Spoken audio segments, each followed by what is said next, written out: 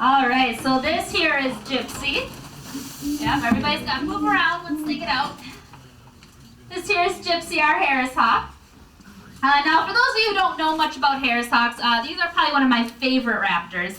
These guys are known as the wolves of the raptor family because they like to hunt in packs. In fact, they'll all go out to the desert hunting in 3 or 4 of them, and they'll actually stack on top of one another. And you can find pictures online. They'll get on top of each other. They'll all be looking different directions, and then when they see something, they all take off and go after it and kill it together. So they're pretty neat in that way. Now, Gypsy here is actually a falconer's bird, and this guy actually would fly her over in California. But unlike most falconers who fly their birds to hunt for food, he actually flew her at resorts to get rid of nuisance birds, such as crows and pigeons, and she was really great at it. But since this falconer was getting paid to do it, he liked to fly her often, and he decided to fly her during red-tailed hawk mating season, right in a red-tailed hawk's territory. Oh. So of course that red-tailed hawk came down and attacked her and grabbed her right on the back. She was taken to a rehab center right away, and they were able to heal her wing, and they thought they'd healed it perfectly. So he took her back out and started flying her again. Well, crows and pigeons know better than we do when something's not 100% perfect, and instead of being scared of Gypsy, they decided to fight back. So she could no longer be flown for falconry, and so then she was donated to us to be used for education. But thankfully, she actually makes a great education bird. So again, that goes with those bones being able to heal really quickly. So she actually looks like she can fly pretty well. So this next bird is Bob, and he's our barn owl. She doesn't want to go back in. No, she hates going back in. She likes programs. I didn't realize that's such a long task. Ooh, now you want to go back in. Nope. Alright, we'll head over here and let you get Bob out.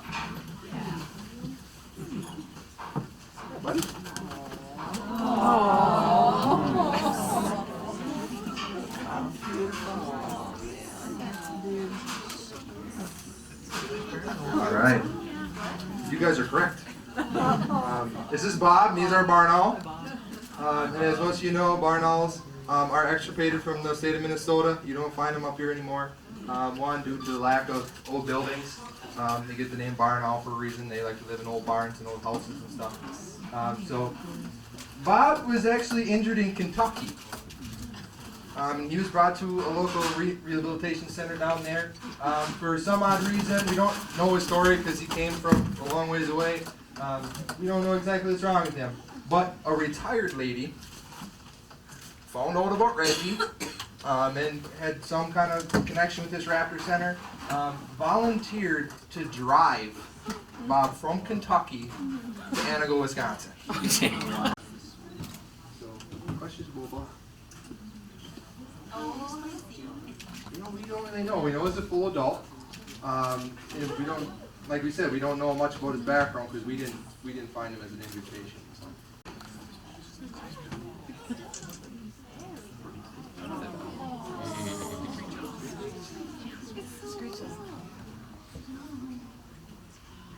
All right, so this is Elva, and as you guys all were saying, this is an eastern screech owl.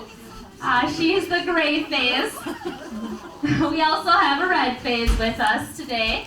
And for those of you who didn't know, if a gray phase and a red phase have a baby, they actually make a brown-colored screech owl, but it is not official phase color. Now, Elva here was actually hit by a car. And again, talking with those bones that heal so quickly, unfortunately her bones weren't able to heal correctly. Have been breaking their bones for hundreds and hundreds of years before there was ever rehabilitation centers, and oftentimes some of them were surviving. And we know that because at REGI we've gotten patients in who we see have had old injuries. So at REGI we actually don't have a very hands-on approach with a lot of the birds that come in. Typically one of the first things we do is put them in a box, cover them up, and make it so that they're in a very quiet area. And one of the reasons for that is if they have any internal bleeding and you start moving around and messing with them, you're going to make them bleed more. And oftentimes that can end up killing them.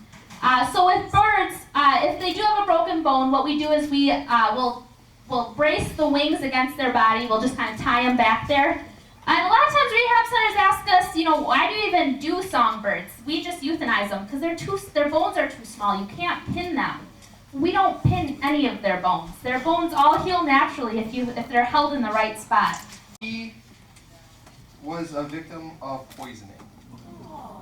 Now, this poisoning might have been unintentional because his mom actually caught a mouse that had eaten mouse poison or rat poison. And so his mom had no idea that that mouse was poisoned. So when she fed it to him, or dad fed it to him, he got poisoning. And when he first came to us, his eyes were green, like a bright green. And you can still even see in his eyes have a little tinge of green to them if you look at them close. But that's one thing that leads into what we can do with these raptors and what we can do for them. There are alternatives to catching mice outside of poisoning them. You can trap them. You can get a cat. I don't know. I'm not a cat person myself, but the thing with cats, and most birders know this, is keep them inside. Yeah. Right? Yeah.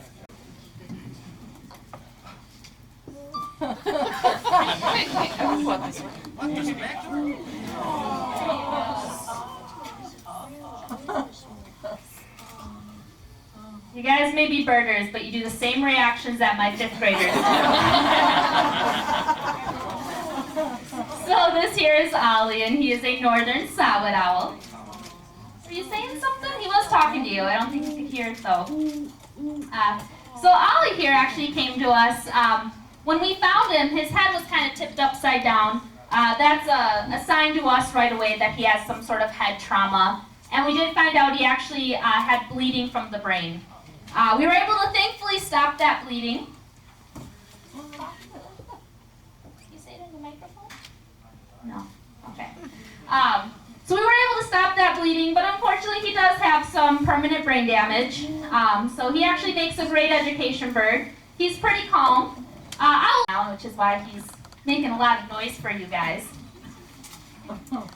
Now this is a good one that when I am doing, you have to bear with me. For the last 2 months I've actually been doing about 30 programs for 5th graders as part of special programs. Now I'm like talking to adults and I have to kind of get back into that mindset. But one of the things I do talk about with Ollie is about how bad these guys make pretty bad pets. Because once they see him, they all want to take him home and have him as a pet. And I am supposed to mention at every program that we do have permits, both for the Wisconsin DNR and U.S. Fish and Wildlife, in order to not only have these guys here for education, but to have any of their feathers, to have any parts of them, wings, skulls, that allow us to have that for them. Because other than rehabilitation, there's 3 main things we do at REGI. We do rehabilitation, we do education, and then lastly, we also do research. So a lot of the stories I've been telling you such as West Nile virus and the other different illnesses that have come through, people always come to us. Rehabilitation centers are always the first one to find out about any sort of disease going on in wildlife because we're the ones getting the sick birds. So this is Remy. Remy is a barred owl. And Remy's story is a little bit different, like she said. He has a human-related accident. So does anybody see anything a little bit off about Remy? Yeah, left and right side, a little bit asymmetrical. And so Remy's story begins with this guy living on a farm. He decided he's going to cut down a dead tree. And so he decided to cut down this old snag, and this snag had a family of barred owls living in it. Remy, being the smallest of all of his brothers and sisters, the chainsaw just skimmed the top of his head. Just took off a little bit of feather there, took off some of his facial discs, as you can see. He is missing part of his scalp, so if you look behind his feathers, you can see his skull. His other brothers and sisters, unfortunately, were all decapitated. And so once this guy that cut down the tree saw that, oh crap, I cut down a bunch of owls too, he contacted us. And so Remy, just because he has that open skull on the top of his head, isn't releasable. heard that? He'll do that at times, so he's still a little immature. He's a little bit smaller than you'd think a male barn owl would be. And so just be careful cutting down dead trees, make sure there's nothing living in it. So the next bird is another human-related incident.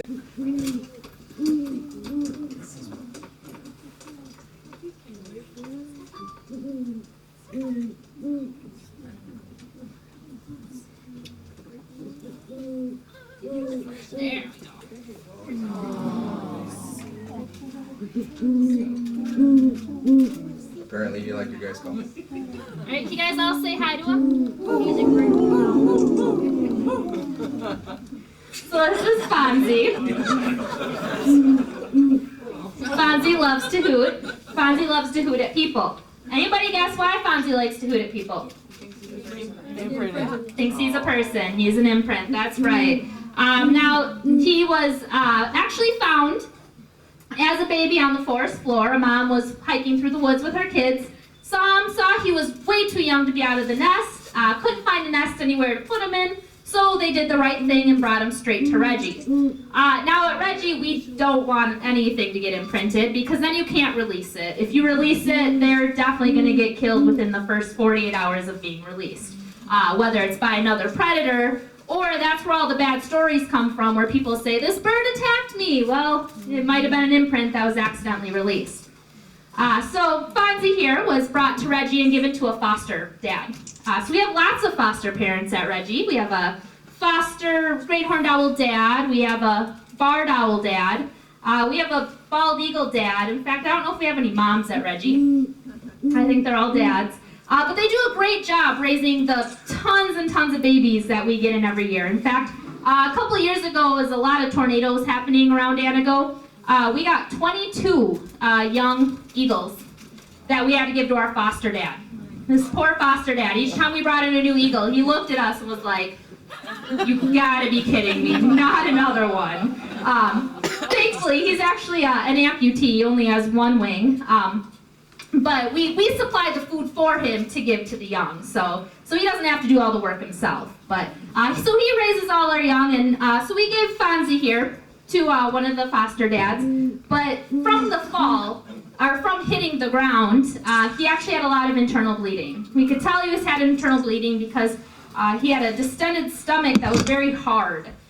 So we had to keep bringing him into the clinic and hand feeding him, and every time we put him back, he started bleeding again. And last thing we wanted was another great horned owl, but he's actually probably one of our best education owls, because he likes to sit and hoot at everybody. And I always tell my 5th graders when I'm giving a program is that it's actually great horned owl mating season, and he's looking for a girlfriend to take home with him tonight. And they all think that's pretty cute. So. But he's a good story as to imprinting, why if you do find a baby, don't sit and feed it, because it's going to figure out that you're its mom. And so when it comes time for breeding season, that bird needs to find somebody that looks like his mom in order to have babies with. So we do have a few imprints. We really try to, like I said, stop that as much as possible. But when it comes to the health of the bird and that bird surviving, we're going to do everything we can to get that bird to survive.